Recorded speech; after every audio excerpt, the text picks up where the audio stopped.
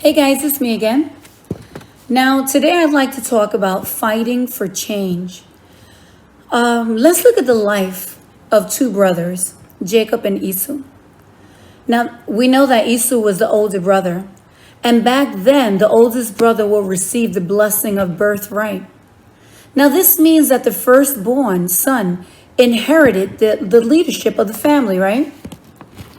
Jacob, which means deceiver, he ends up stealing his brother's birthright by deceiving his father Isaac. Now, a deceiver, boys and girls, is someone who's like two-faced. You can't trust them. So Jacob actually lived up to his name, right?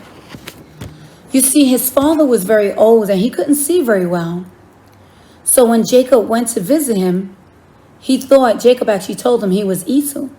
And his father couldn't tell the difference and he believed him. So Jacob's father, Isaac, ends up giving Jacob what belonged to Esau. Now Jacob, we know he lied, he cheated, and he stole. He stole something that wasn't his. Now, thank God the story doesn't end there. If you continue reading in Genesis 32, change happens. Now Jacob begins wrestling with God because there's no way you can do something wrong and have peace in your heart. At least that doesn't work for me. If you read, you will see that as he wrestled, he was in pain, literally pain. He had pain in his hip.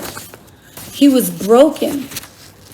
He was greatly afraid and distressed for what he did. He was desperate. Now, at the end, Jacob was honest with God and with himself. And once Jacob admitted and confessed his sins, God gave him a new name. He was no longer Jacob the deceiver. His name was changed to Israel, which means God's fighter, or he who struggles with God.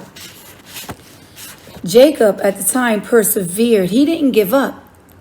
He fought because he didn't want to stay the same way. He didn't want to be known as the deceiver anymore. He didn't want to steal and cheat and lie. So he persevered. He wrestled with God until he got the blessing he desired. Now, what needs to change in your life? What are you wrestling with? Is it being obedient to authority? Maybe being kind to others. Or maybe you're just having a hard time giving something up. Whatever it is, you have the opportunity to change it. You can ask God for help. Now don't stop until you see God's blessing in your life. Remember what Jacob did, and he got his blessing. God bless.